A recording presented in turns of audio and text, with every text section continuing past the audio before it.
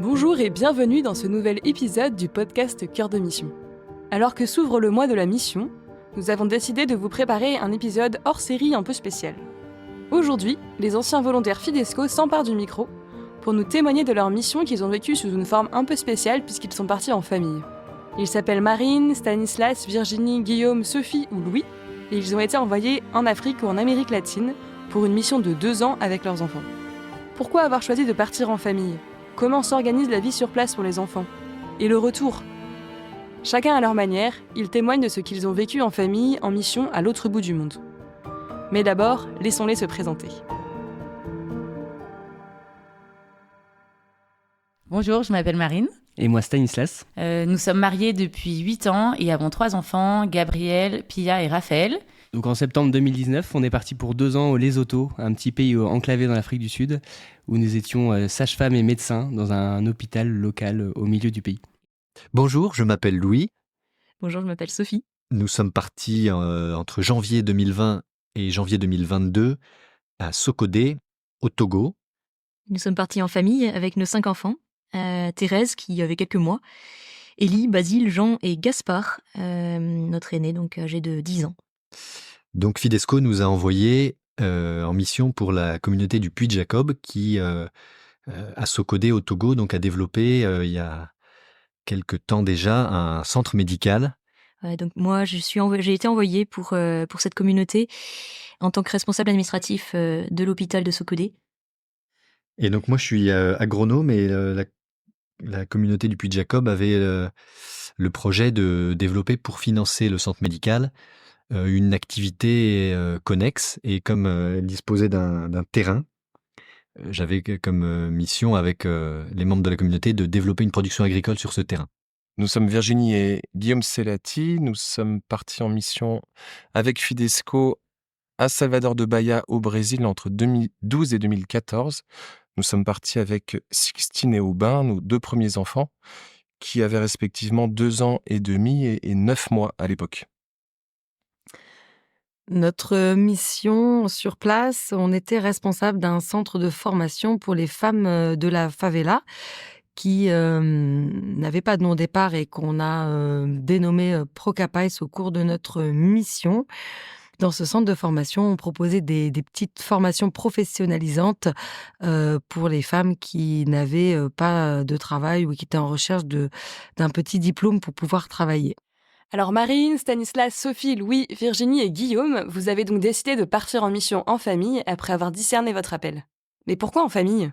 Nous, l'idée de partir en mission, ça nous est venu quand même il y a assez longtemps, probablement au début de notre mariage, en se disant qu'on avait beaucoup de chance dans notre vie, globalement. On était plutôt bénis par le Seigneur et qu'on avait quelque chose à donner. On ne savait pas tellement sous quelle forme. Et arrivé un moment, on s'est dit, en fait, c'est maintenant qu'on a la disponibilité. Pourquoi est-ce que ce serait pas maintenant que la Providence nous enverrait quelque part ?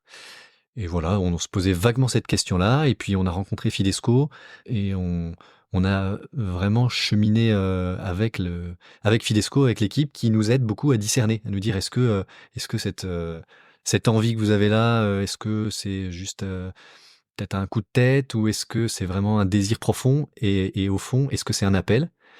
Donc le parcours avec Fidesco, il est assez long et il est assez fructueux. Au cours du parcours, on se dit tiens, même si on part pas, finalement, on a fait un bon chemin avec Fidesco.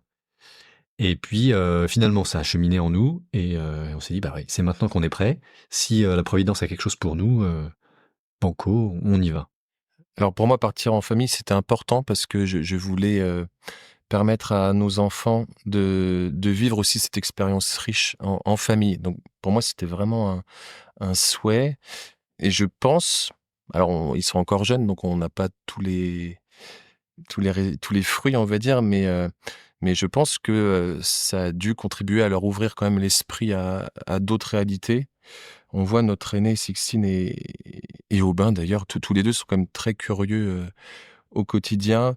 Je pense que ça aide aussi à casser les a priori qu'on peut avoir sur d'autres cultures, sur d'autres façons de penser. Donc tout ça, c'est quelque chose qu'on essaie quand même d'entretenir au quotidien. pour moi, vraiment partir en famille, ça apporte une dimension en plus, clairement au sein de la famille et dans le cadre de la transmission qu'on peut apporter à nos enfants. Partir en mission en famille, voilà, ça veut aussi dire qu'on témoigne en tant que famille, au sein de cultures où notamment l'homme et la femme ont des rôles qui peuvent être quand même très différents de ceux qu'on a en France. Et au Brésil en particulier, voilà, l'enfant est quand même un peu roi. Donc, nous, on a pas mal d'anecdotes assez amusantes, en effet, par rapport aux enfants. Typiquement, alors j'espère que je ne vais choquer personne, mais lorsque, une fois par mois à peu près, j'allais retirer l'argent qui correspondait à notre indemnité Fidesco, j'y allais avec un enfant dans la poussette parce que j'étais persuadé que personne n'oserait m'attaquer alors que j'étais accompagné d'un enfant. Voilà. Je me sentais rassuré en fait d'aller retirer de l'argent, même si c'était pas des sommes mirobolantes. Je me sentais rassuré de retirer de l'argent avec mon enfant devant moi dans la poussette parce que je sentais que ça me protégeait en fait. Avant de partir en mission, donc Fidesco propose aux futurs volontaires un parcours de formation. Voilà, qui pour nous a été très important puisque la première rencontre a eu pour conséquence de vraiment remettre en question notre projet qu'on avait donc quand même depuis environ une dizaine d'années. Mais lors de cette première rencontre, Fidesco met en avant, bien sûr, toutes les joies qui peuvent ressortir de la mission, mais l'équipe insiste aussi beaucoup sur tous les à côté, on va dire, donc qui représente aussi la réalité de la mission. Et nous, notamment, je me souviens très bien qu'on avait postulé dans l'idée de partir 1 an. Et lors de cette session, on a appris que, en tant que famille, si on partait, c'était pour 2 ans. Donc, ça remettait tout en question. Et donc, ça, c'était la première étape. À la fin de cette journée ou de rencontre, enfin de cette première rencontre avec Fidesco, effectivement, nous demande de réfléchir et puis de répondre. Et vraiment, nous, on est passé par des moments on a fait les montagnes russes après cette première rencontre avec Fidesco. C'était ouais, c'est super, non mais on a carrément, ça y est, c'est bon, là, on est bon, on a. Puis après, le lendemain, non mais c'est juste pas possible, on peut pas, etc. Donc on est vraiment passé par des états d'âme, ouais, vraiment de l'état d'âme le plus exalté à l'état d'âme le plus au bas, trois pieds sous terre. Et on s'est dit, bon, on risque pas grand-chose à dire oui pour la deuxième étape. Donc, on a dit oui pour la deuxième étape et Fidesco nous a répondu aussi banco pour la deuxième étape. Et comme ça, d'étape en étape. Mais à chaque étape, on a quand même vécu ces montagnes russes. Hein. Ça nous a vraiment remué. La formation nous a beaucoup remué, nous a beaucoup questionné, nous a beaucoup apporté aussi. Hein, parce qu'en termes de discernement, c'était un très beau discernement qu'on a vécu chacun. Alors, chacun différemment. Et puis, en couple aussi. Et c'est quelque chose en fait, qui nous a beaucoup marqué et qui, aujourd'hui, dans notre vie, nous apporte encore des choses. Et jusqu'au oui final. Et là, pour le coup, ce oui était complètement libéré. Donc, toutes ces phases de discernement par lesquelles on est passé à travers la formation nous ont permis vraiment de déverrouiller chaque cadenas. Il y en avait un paquet. Et là, on était complètement serein dans notre décision. Plus rien n'aurait pu nous arrêter, hein, alors qu'on ne savait pas encore où on partirait. Et si bien qu'on se souvient très bien qu'il y a une bonne amie de Virginie qui nous a envoyé un email dans lequel elle s'inquiétait vraiment du fait que nous partions dans une favela, pour les questions de sécurité, bien entendu. Et nous, je me souviens qu'on était touchés par son témoignage, mais ça nous coulait dessus. Alors ça y est, le discernement est fini, la décision est posée, les valises même sont bouclées, et votre famille se prépare à s'envoler vers la mission. Est-ce que vous voulez bien aborder maintenant avec nous le quotidien de votre famille en mission? Comment est-ce que vos enfants et vous-même vous êtes acculturés à un rythme différent peut-être? Comment se passait la scolarité des enfants sur le terrain? En bref, à quoi ressemblait votre quotidien? On a atterri à Lomé un samedi. Le soir, on a dormi à Lomé. Le lendemain matin, celui que je devais remplacer à la tête du centre médical du Puy de Jacob venait nous chercher avec un minibus. Et là, on a fait la route Lomé-Sokodé, 7 heures à minibus, tu te souviens 7 heures en minibus avec les enfants. Alors, ils nous avaient amené un siège auto, mais le siège auto, on pouvait l'accrocher nulle part parce qu'il n'y avait pas de... De ceinture. Il n'y avait pas de ceinture, donc il y avait Thérèse qui était dans le siège auto. Ils nous avaient apporté des pure water pour qu'on boive et des bananes séchées. Et tout de suite, en fait, pendant ces 6 heures, 7 heures de trajet, on a été plongés dans le bain. On regardait ces paysages magnifiques. Dès qu'on s'arrêtait, il y avait les Togolais qui venaient et qui nous prenaient Thérèse, qui passait de bras en bras et qui nous touchait les cheveux et qui touchait nos enfants. Ils les prenaient dans les bras, ils les trouvaient beaux, ils les trouvaient blancs. Et en une demi-journée, enfin un voyage, on s'est retrouvés à Sokodé et on était vraiment dans le bain.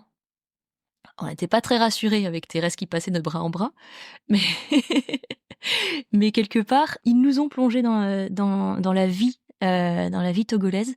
Enfin voilà, moi j'avais complètement oublié que 24 heures plus tôt, on était à Charles de Gaulle et qu'on se posait des questions de bagages, quoi. Nous, on était logés donc à l'intérieur des murs de l'hôpital parce que la communauté avait pour idée de développer une collaboration entre des volontaires puis Le personnel local. personnel local. Et donc, on habitait dans la maison des volontaires.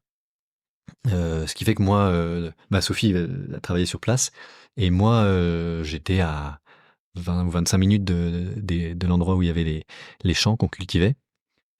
Et c'était une organisation qui était, pour notre vie de famille, qui était très, très agréable parce qu'on était au rythme africain, c'est-à-dire le matin on commence de bonne heure, et notamment dans l'agriculture, parce qu'avant qu'il fasse chaud, il faut se mettre au boulot. Les enfants partent à l'école, et puis ils vivent leur vie. Nous, on fait la journée de travail. Généralement, au champ, on s'arrête avant qu'il fasse trop chaud. L'après-midi, moi je travaillais plutôt au centre médical à la maintenance. Et le soir, les enfants rentraient à pied de l'école. C'est un pays où il y a beaucoup de liberté, notamment les enfants. Ils vivent leur vie, il n'y a pas d'insécurité.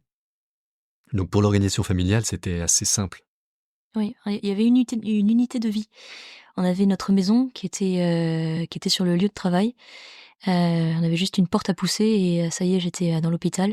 Et donc j'avais une porte à pousser dans un sens comme dans l'autre. C'est-à-dire que si j'avais besoin d'allaiter Thérèse dans la journée, j'allais la voir. Si par contre il y avait besoin de trouver un médicament à une heure où je n'étais plus à l'hôpital, on venait me voir. Donc il y avait, c'était aussi à l'africaine, une unité de vie entre le perso et le professionnel. Et cette maison, c'était sympa parce qu'on avait un petit terrain autour, et donc les enfants, dès qu'ils rentraient de l'école, pouvaient jouer dans le jardin. Ils y étaient tout le temps avec la nounou qui était sur place. On commençait par une prière avec tous les gens de l'hôpital, chose qui nous paraissait impensable en France. Et ensuite, on rejoignait notre lieu de travail, donc moi, la maternité, et puis Stan, le service des femmes, puis les consultations des hommes. On travaillait toute la journée. En fait, on habitait sur le campus de l'hôpital, donc chaque salarié avait une petite maison, donc on avait la même petite maison que tout le monde, avec 2 pièces. Nous, on dormait dans le salon, sans vraiment d'eau courante. On a eu de l'eau courante, je pense, 6 mois sur les 2 ans. Donc c'était aussi notre nounou qui allait faire la queue pour récupérer l'eau au robinet du campus pour qu'on puisse se laver, boire et tout ça. Et puis voilà, on venait déjeuner à la maison et puis l'après-midi on repartait travailler et puis on finissait relativement tôt, vers 16h30, pour venir passer un moment avec nos enfants, pour jardiner puisqu'on avait fait un petit jardin. Et puis là-bas, la nuit tombe à 17h, donc à 17h tout le monde rentre chez soi, on dîne et puis on se couche hyper tôt à 20h. Nos enfants étaient petits quand ils sont partis en mission et en fait, eux, ils sont hyper adaptables. Les enfants sont hyper adaptables, donc ils se sont super bien adaptés à la mission. Finalement, ceux qui ont le plus de mal à s'adapter, c'était plus nous que eux. Vraiment, eux, ce qui était super pour nous en tant que parents de les emmener avec nous, c'est que typiquement, un être humain, c'est un être humain, qu'il soit bleu, blanc, rouge, vert ou jaune. Ça reste un être humain. Et ce qui était rigolo, par exemple, Sixtine qui a été scolarisée, et donc elle était à peu près la seule blanche dans sa classe. En tout cas, c'était la plus blanche de sa classe. Et alors, quand elle rentrait de l'école, elle nous racontait: «Oui, j'ai fait ça avec ma copine, Sophia, j'ai fait ça avec ma copine», je sais plus les prénoms, mais et donc un jour, moi, je lui ai dit: «Mais Sophia, elle est quelle couleur déjà? Elle est noire ou elle est marron?» Et alors Sixtine, elle m'a regardée avec des yeux de complètement, ébahis, enfin, elle comprenait pas ma question, en fait. Elle disait: «Mais non», alors elle me dit: «Bah non, celle avec des cheveux», puis en plus elle parlait, elle avait que 2 ans et demi, donc bah, avec des cheveux, avec des mains, quoi. J'étais là: «Oui, non, mais» mais en fait, elle voyait juste sa copine Sophia, c'est tout, et elle s'en fichait de savoir si elle était, blanche ou marron ou plus noire ou plus claire. C'était sa copine Sophia, et ça, c'est un vrai, c'est impressionnant d'avoir voilà, de mettre les lunettes de l'enfant quand on arrive en mission, parce qu'en fait, eux, ils ont juste aucun a priori, alors que nous, bah, on a nos a priori quand même quand on arrive en mission. Globalement, on a beaucoup travaillé. On travaillait du lundi au samedi. On avait le dimanche pour aller à la messe. La messe durait longtemps, et puis se reposer. Mais on avait une bonne semaine de 6 ou 5 jours et demi sur 7. Et la journée type commence à 5h30, 6h pour le réveil. Les enfants partent à 6h15 à l'école, en kaki. Ils sont en kaki avec leur sac à dos et ils partent à pied. Ils ont 2 kilomètres à faire. Le kaki, c'est l'uniforme. Donc à 6h30, il n'y avait plus les scolarisés à la maison, il n'y avait plus que les 2 petits derniers. Et moi, je commençais donc toi, tu étais déjà partie au champ assez tôt aussi pour profiter de la fraîcheur de la matinée. Et moi, je commençais la journée à 7h. 7h, c'est l'heure de la prière au centre médical, c'est l'heure du début de la journée de travail. Ceux qui sont de nuit terminent à 7h, ceux qui sont de jour commencent à 7h, et on se retrouve tous sur la prière. Ça durait une demi-heure, de 7h à 7h30. J'y étais avec les enfants, et là, la nounou nous rejoignait. Et donc, à la fin de la prière, moi, je prenais mon poste, et tandis que la nounou partait de l'autre côté, à la maison avec les enfants, avec Thérèse et Élie, nos 2 plus petits. On avait la chance d'avoir une cuisinière qui s'occupait de la maison des volontaires, donc aussi bien pour nous que pour les médecins bénévoles qui venaient de France ou de Belgique et qui venaient donc travailler au centre médical du Puy-de-Jacob, et elle nous préparait à manger. Et donc du coup, à 12h30, les enfants revenaient de l'école, et nous, on rentrait le temps d'un déjeuner en famille.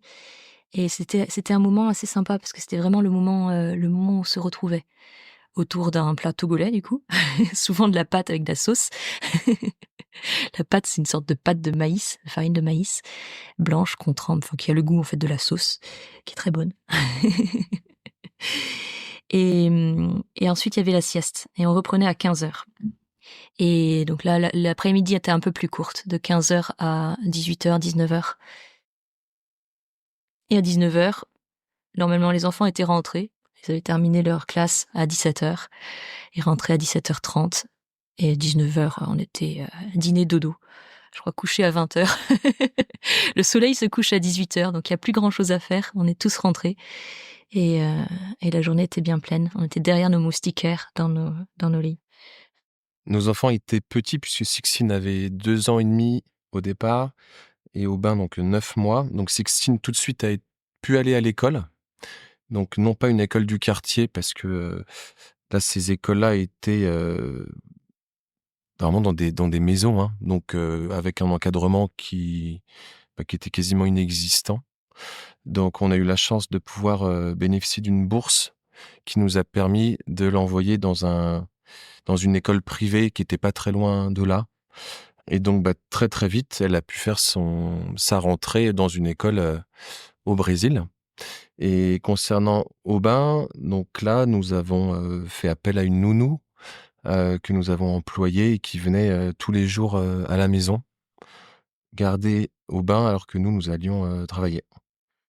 Elle gardait aussi Sixtine le matin, parce qu'au Brésil, les enfants vont à l'école, en fait, soit la matinée, soit l'après-midi. Il n'y a pas assez de place dans les écoles, donc pour que tous les enfants puissent aller à l'école, en fait, il y a des sessions du matin et des sessions d'après-midi. Alors, on n'était, nous, pas très inquiets pour le niveau scolaire parce que c'est une vieille mission. La mission sur laquelle on est parti, c'est une vieille mission, c'est une mission historique chez Fidesco. Et donc, on avait déjà le terrain qui avait été un petit peu travaillé par les missionnaires précédents. Mais bon, quand on est arrivé, on nous a dit que c'était pas sûr qu'elle puisse aller à la fameuse école Saint-José. Et on a dû batailler, et on remercie Père Étienne, qui était notre partenaire à l'époque, qui a bataillé avec nous pour qu'on puisse obtenir une bourse pour que Sixtine puisse aller à l'école à Saint-José, parce que c'est vrai que les écoles, comme disait Guillaume, les écoles dans le quartier, elles étaient surchargées. L'encadrement, ça faisait plutôt parc à enfants plus que école. Luciana, elle venait, elle arrivait le matin, aux alentours de 8h, 8h30, pour garder les enfants, donc nos 2 enfants le matin. Donc elle venait à la maison. Après, nous, on a tendance à faire facilement confiance, donc elle nous avait vite demandé si elle pouvait les emmener se promener, les emmener chez elle, etc. Vu qu'on était dans une toute petite, sur un tout petit territoire qui faisait qu'1 km², on lui a dit OK, qu'il y avait pas de problème, elle pouvait faire des allers-retours. Donc c'est elle qui venait le matin, elle restait un petit peu à la maison, et puis ensuite elle partait se promener, elle partait chez elle, et puis elle revenait le midi, parce que nous on rentrait à la maison le midi. Donc le midi, nous on le passait le midi avec nos enfants. Elle repartait déjeuner chez elle. Sixtine ensuite partait à l'école, et puis Luciana revenait chercher Aubin. Donc soit s'il dormait déjà, elle attendait qu'il finisse sa sieste, soit elle l'emmenait faire la sieste chez elle. Mais voilà, elle était assez libre de ses mouvements, tant que nos enfants avaient l'air d'être contents, étaient bien, qu'ils n'étaient pas maltraités.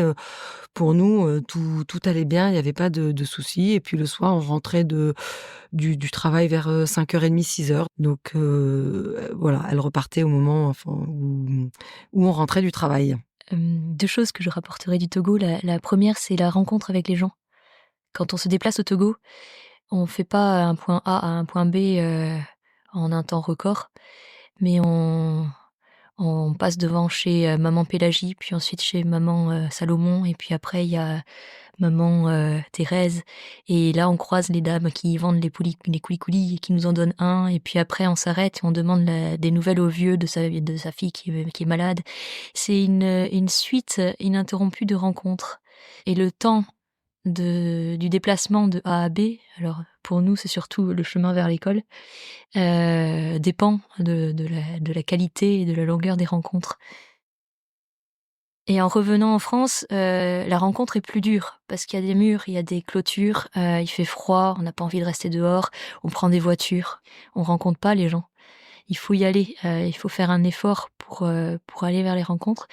Mais je crois que ce que j'essaie de garder, on a à cœur de conserver, c'est la qualité de la relation. C'est le fait de, quand on croise quelqu'un, vraiment lui poser des questions sur lui. Et prendre le temps au moment où on le croise, et pas se dire on se reverra dans 6 mois, quoi. Et le deuxième point, c'est ce que Louis disait, mais c'est la relation au ciel.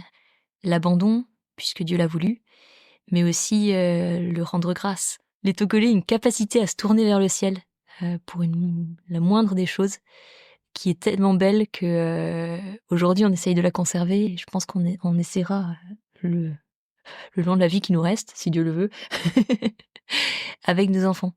Merci, on a un aperçu un peu plus concret maintenant de ce à quoi peut ressembler la vie au quotidien d'une famille en mission. Est-ce que vous voulez bien maintenant nous parler un peu plus du retour, de la façon avec laquelle votre famille a pu se réadapter à une réalité qu'elle connaissait peut-être, mais à laquelle elle revenait avec une richesse différente après 2 années de mission ? Au retour, les enfants ont ramené, comme nous, beaucoup de choses de leur expérience au Togo, et certaines de leurs réflexions en rentrant nous l'ont fait remarquer. Par exemple, leur relation à l'école. Au Togo, c'est une chance d'aller à l'école. Je me rappelle de Basile, dans sa classe, ils étaient peut-être 60, il y avait un maître, 3 par pupitre. Et en rentrant en France, il se rend compte que dans sa classe, ils sont 22, qu'il y a une maîtresse qui s'occupe de toute la journée, que la classe est chauffée. Et il nous a fait cette réflexion de dire tout nous est pas dû. Enfin, c'était pas ces mots, hein, mais c'est moi qui dis tout nous est pas dû. Nous, on vit dans des conditions matérielles telles qu'on croit que c'est normal. C'est normal d'avoir une maison bien chauffée, qu'il y ait du chauffage à l'école. C'est normal qu'on nous fournisse un cahier au début de l'année. Non, c'est pas normal. Le cahier, c'est 100 francs. Au début de l'année, il faut amener un balai. En France, non. En France, c'est pas eux qui font le ménage dans la salle de... Gaspard nous avait dit ça en rentrant. Dans mon collège, en France, c'est pas la peine de faire le ménage. Oui, au fond, encore une fois, c'est une occasion de rendre grâce, quoi. On devrait toujours être en train de réaliser qu'on a trop de chance. Les petits, quand ils sont revenus en France, ils se souvenaient plus de grand-chose. Et donc, du coup, c'était aussi à nouveau un émerveillement devant chacune des petites découvertes. Alors, on est arrivé en janvier, donc ils ont découvert la boue, la pluie, ils ont découvert la neige, ils ont découvert, après, au fur et à mesure du printemps, ils découvraient un fruit nouveau. On faisait les courses, ils disaient « Maman, tu peux m'acheter une prune ?» Et on goûtait une prune. C'était extraordinaire. C'était comme si on arrivait dans un nouveau pays de mission, quoi. Les petits, c'était vraiment l'émerveillement en arrivant. Et puis, au fur et à mesure, ils ont pu faire les ponts un peu entre ce qu'ils ont vécu au Togo et puis ce qu'ils commençaient à vivre en France. Sur les trois grands. Alors, clairement, Gaspard et Basile nous demandaient pendant la première année tous les jours quand est-ce qu'on retournera au Togo. Ils ont beaucoup aimé, ils ont été très libres. Ils faisaient leurs 8 kilomètres à pied aller-retour pour aller à l'école et en revenir. Mais sur le chemin, il se passait plein de trucs. Ils allaient à la chasse aux lézards pour donner au crocodile du père Piontek, là.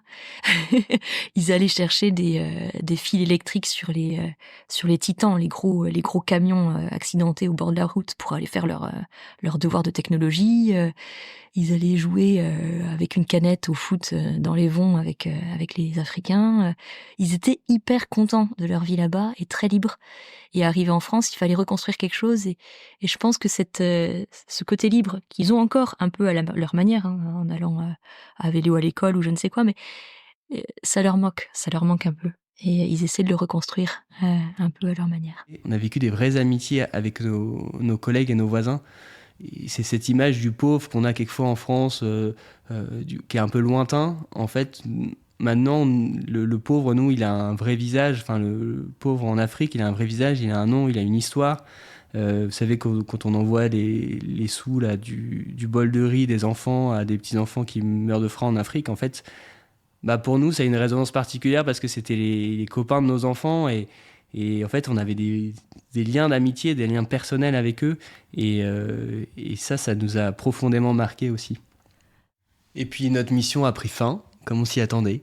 Et on est reparti en France après 2 ans là-bas. Le départ a été, les quelques semaines, quelques mois qui ont précédé le départ, ont été compliqués à vivre sur place. On s'était évidemment beaucoup investi dans l'adaptation, dans les relations qu'on avait avec les gens, etc. Et ça a été déchirant pour nous de réaliser qu'en fait, c'était des au revoir qui ressemblaient beaucoup à des adieux, parce que c'était des gens qu'on aurait très très peu de facilité à revoir plus tard. Et de se dire que tout ce qu'on avait investi s'arrêtait brutalement. Et c'était un grand choc pour nous de se retrouver avec nos 2 enfants, tous nos bagages dans l'avion et de se dire ça y est, c'est fini, on quitte ce pays, on décolle. Et en fait, on n'est pas prêt de revenir, ou si on revient, ça ne sera pas du tout dans les mêmes conditions. Et cette mission qu'on avait beaucoup préparée, beaucoup investie, qu'on a vécue à 1000%, et d'un coup, ça s'arrête, vous vous retrouvez à l'aéroport, tu rentres en France et tu reprends ta vie. Et on a mis du temps, et ça prend du temps, de revenir en France, parce qu'en fait, vous n'avez pas du tout envie que ça s'arrête. Vous avez vu des choses, vous avez vécu des choses qui vous ont changé. Et vous avez envie d'intégrer ça dans votre quotidien français parce que faut être réaliste. En fait, on est appelé à vivre en France. On savait qu'on n'était pas appelé à vivre toute notre vie là-bas. Et tout le challenge du retour, c'est d'accepter de revenir à notre réalité française et d'adapter les choses et de se dire mais maintenant qu'est-ce que ça a changé et qu'est-ce que ça change dans mon quotidien et qu'est-ce que ça change dans ma manière de mener ma vie future. Mais ce qu'on réalise, c'est que ces 2 années en famille ont été assez fondatrices pour la construction de notre petite famille. Et donc, on avait vraiment ce désir de continuer à vivre quelque chose de fort en famille au service des plus pauvres en France. Et on est un peu tombé par hasard sur l'association Lazare, qui organise des colocations solidaires entre des jeunes actifs et des personnes qui ont vécu dans la rue. Et puis, de fil en aiguille, en fait, on a discerné qu'avec Lazare, qu'on était appelé à être famille responsable d'une maison en France. En fait, on a l'impression que rien n'a changé parce que de l'extérieur, on est les mêmes. Mais en fait, dans notre cœur, on est complètement changé, complètement chamboulé. Donc, c'est dur de s'ajuster, de raconter ce qu'on a vécu, de partager avec les gens qui peuvent pas comprendre. Enfin, c'est pas de leur faute, en fait. C'est juste que tant qu'on n'a pas vécu au fin fond du Lesotho à Tabatseka, on peut pas imaginer ce qu'on y vit. Donc, ça a été assez dur pour nous, le retour. Parce qu'en fait, la vie en France, elle est pas simple. Hein. On est tout le temps sollicité. On a plein de trucs administratifs à faire. On doit tout anticiper. Ce qui était vraiment à l'opposé de notre mode de vie au Lesotho. Au Lesotho, on vit l'instant présent, on prévoit rien. Vraiment, c'est une vie qui est beaucoup plus calme et beaucoup plus dans l'instant présent. Et ici, pas du tout. Ça a été assez dur. Je pense qu'on a mis 1 an à atterrir. Et je sais même pas si on a atterri. Alors, ceux qui ont le plus grandi dans la mission, en taille, très probablement, ce sont les enfants. Après, dans la foi et dans l'amour, j'espère que c'est nous tous. Merci à vous 6 pour votre témoignage, et puis à vous tous qui nous avez écoutés jusqu'ici. Dans cet épisode, on a donc parlé de la vie en mission en tant que famille, de discernement avant de partir et des motivations pour partir avec ses enfants en mission. On a parlé aussi de ce qui se passait sur le terrain, de comment est-ce que la famille s'organisait face à une réalité complètement différente et dans un contexte de vie tourné vers la mission. Et on a également abordé un peu le retour et comment les enfants pouvaient se réacclimater à la vie en France. Et si après cet épisode, quelques questions vous restent au sujet de l'aventure de la mission en famille, n'hésitez pas à nous les poser en commentaire, ou bien sur les réseaux d'ailleurs. Et vous pouvez également aller faire un tour sur notre site, où articles et témoignages pourront répondre à vos questions.